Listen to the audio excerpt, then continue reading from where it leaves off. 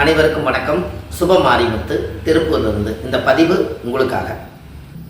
இன்றைக்கு பூர்வீக தோஷம் நிவர்த்தியாக ஒரு அற்புதமான பரிகாரம்.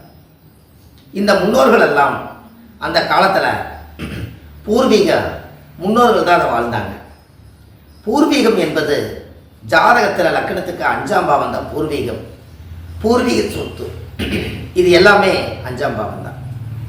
அப்போது இந்த பூர்வீகத்தினுடைய அமைப்பு நல்ல விதமாக உங்களுக்கு வரணும் அப்படின்னா நம்மளுடைய தாத்தா பாட்டியுடைய படத்தை ஒரு நாள் சுத்தமாக கழுவி அதுக்கு பொட்டு சந்தனமெல்லாம் வச்சு அவங்களுக்கு இறந்தவங்களுடைய படத்தை வீட்டில் வச்சு தேங்காய் பழம் மாலை பத்தி சூடமெல்லாம் பொருத்தி அவங்கள அமாவாசைக்கு அவங்கள கையெடுத்து வணங்கி வந்தீங்கன்னா உங்களுடைய பூர்வீக தோஷமும் நீங்கும், முன்னோர்கள் ஆசீர்வாதமும் கிடைக்கும்.